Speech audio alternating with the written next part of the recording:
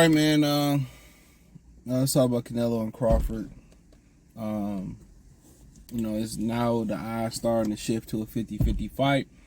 And is it the fight that can save boxing? Apparently, it'll be on a Friday. September 12th is a Friday because UNLV is playing a football game at Allegiant Stadium. So it is on a Friday. I think that takes away a little bit of mystique. Might be an earlier start time for it to be on a Friday. I mean, should have been on a Sunday, or they should have just picked a different weekend. I guess if you're a traveler, that gives you something else to do. Go to the fight Saturday, I'm going to go to the fight Friday, Saturday catch a football game or a show on the strip. But I think they need to start normalizing different days of boxing again, Tuesday, Thursdays, Mondays. So, but as far as, let's talk about it saving boxing, it can revive it. But a lot of these guys ain't hungry no more. They get into the sport. It's not for the love of the sport no more. It's just to make money. And they come in, ready to make a lot of money. So the love for the sport, I've met people in amateurs who don't even watch professional boxing. So it's like, and you know what I'm saying? They just coming in to make money. I heard Derrick James said he had never watched, I think it was Rolly or something like that. He really had never seen him. I'm like, how are we training people? How are we in boxing and we don't watch boxing? We don't study. But there's just a lot of the essentials in boxing that's gone. You got fighters saying they don't watch tape. You got trainers saying they don't watch tape. You got fighters talking about zeros. They don't dream about winning the belt. They don't dream about being pound for pound. They just dream about getting that check at the end of the day. And they don't understand that money gonna come and it's gonna go for a lot of them. And it's gonna go faster than it come. No Diddy, no Harvey Weinstein, no Kanye. But the legacy is there. That's what made Mike Tyson and Evander Holyfield fall off and still be able to cash in checks, because their legacy is more important than a dollar. But fighters don't look at it that way. Just give me the money. Give me the legacy is like a black card that you don't have to pay the statement on. Whenever you're ready to use it, look at Allen Iverson. Iverson blew all his money. His homie set up that Reebok deal, and that Reebok deal for him. It's a lifetime of financial income coming in. How can you get a deal like that with Reebok? You can't get one if you not him. If you him, that's his legacy. The impact that he had on the sport allowed him to still make money outside his NBA retirement. He can do jersey signings. His legacy is his free card. His free card. And a lot of these guys today ain't gonna have no legacy, man. A lot of these rappers ain't gonna have no legacy. What they did was not impactful. They did nothing legendary. These athletes, these boxers today don't have no legacy, bro.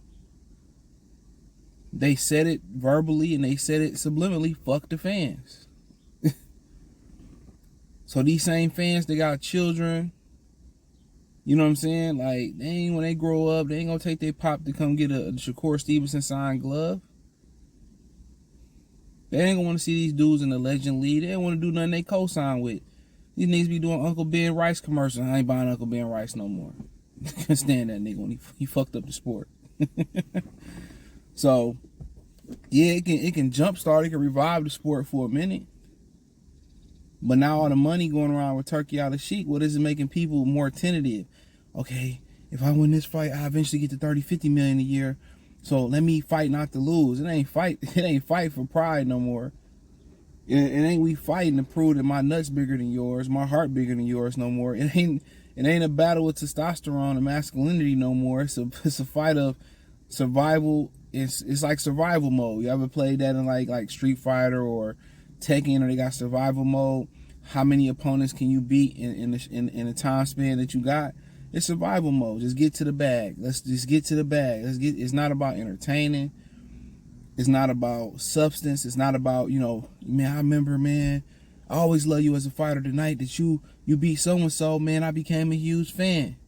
How many people became a fan of boxing off the fact that Marvin Hagler and Tommy Hearns? Like, man, I love the sport ever since. You don't get that shit no more. The biggest and brightest fights that boxing got the offer, they never the ones that's the brightest, that's legendary no more, because these dudes got too much to lose. You're gonna become a meme. Financially I might not make the same money. I'm scared to go backwards. In reality, sometimes you gotta go back to go forward. Every time you ain't gonna get another opportunity that pay more. So, but it could be the revival. It could be one of those legendary fights where they both strap their nuts on, and they give savagery. Now the fighter's gonna be like, okay, they stock both didn't change, it both went up. I want that. You ain't had that in a long time. Think about the impact of Pacquiao Mayweather. Niggas start fighting like pussies after that. Everybody want to do the shoulder roll and her. That's okay to lose. I was listening to a clip from Kevin Samuels on TikTok. He said, man, I don't trust motherfuckers. High value men don't trust other people who ain't failed. I understand their success is louder than their failures, as it should be. But man, people fail all the time, bro. The failure is the foundation of success, to be honest with you. Because you learn from each failure. You keep trying. A lot of people who had success early on, without failure, they go on to fail. It's the opposite end. I had all the success early on, now I'm failing. Now I'm failing. That's hard to understand. But it can save the sport. It can inspire fighters to actually, fight like they poor. Fight like they care about the sport. Everybody just individualize. Let me just take from the sport. That's all the promoters doing. Dana White said it's a get rich scheme. Let me steal as much as I can from the sport and get the fuck out of town. Nobody's saying, you know what, man, let's protect the integrity of the sport. No. But as far as the gap getting closed about it being a 50-50 fight, I don't read too much into the William Skull shit like other people do, bro. I don't read too much in it. Like I said, with Canelo legs heavy, got the knee issue. Skull was 6 feet, rangy. Canelo lazy. But the question is, can Bud take the physicality? Oh, Bud look just as big, man. Just because let's say I got a barrel that looks the same size of another barrel. I can easily lift one barrel. The other barrel, I can't move. Just because it looks strong, it look as big, it don't mean it is as big. No Diddy, no Harvey Weinstein, no Kanye, no Kevin Spacey. That's how I be knowing when people talk about like the anatomy, when they're talking about steroids, pads. They don't really know about fitness or the anatomy. They don't know. Yeah, we both can weigh 180, or 168 on fight night. Let's say we both come in 180, 185-ish. But 185, it ain't the same as the other one. It ain't built the same. It ain't as lean muscle. It's not as, what's the word I'm looking for? Acclimated as the other weight. All that matters. So I'm not saying Bud can't do it. Y'all be like, well, Skull moved for 12 rounds. Well, Bud gonna be moving with 12 rounds with extra weight on him. With extra weight. So how I feel when you got extra weight and you got another physical man out there who using his physicality, hitting you on your arms, hitting you on your wrists. What happens when he get close to Bud, and what Bud gonna hold him? That's gonna exert energy too. So you gotta understand that one shot, one kill, what he doing is damn near impossible. And in the gym, they can do all these little things, they can practice all these things. One punch can change it. Change the whole game plan. Look at Jamil Charlo. It was one punch in that fight that made him get on his bike and just wanted to survive. Well, Bud not like that. I mean, shit, his history ain't showed it, but one moment you can have a history or you can have a reputation for being a great person. One bad mistake can destroy everything. Don't forget that. Everybody think about him counting it, getting the money that he getting, but you got to understand he could be risking his whole legacy. But it's worth the risk, because if you win, he he probably going down as the greatest modern fighter since the turn of the century, since 2000. But it's just so many variables that go into it. Getting used to carrying that weight. Getting used to the physicality. And you can spar bigger guys. All day you can spar them. But it ain't the same as a fight. Do I still strongly favor Canelo? Absolutely. That's not going to change until it ain't. Not concerned about Canelo. Canelo ain't going to be the same fighter that he was against William Skull. He understands this is a nigga he against. Mexicans can't lose to a nigga on their holiday. Nah, he ain't going to let that happen. At least he going to do everything in his power. So, to be honest, Bud got a big uphill battle. Y'all looking at performances. Man, a lot of these fighters just hit the cruise control. And when it's time to ramp it up, they'll ramp it up. I'm telling you. He had a Berlanga fight, kind of troubling. Didn't get Berlanga out of there. Munguia, we felt that he carried him because he was a Mexican. It's a little troubling that the Berlanga fighters would stick out to me the most. Him's not stopping Berlanga, but this is a welterweight coming up to 68. And if he can do it, hey, man, I'm pulling for him. But I got Canelo sending that wig to the upper room. Crawford fucking ass, his trunks is going to be getting held up from the rafters.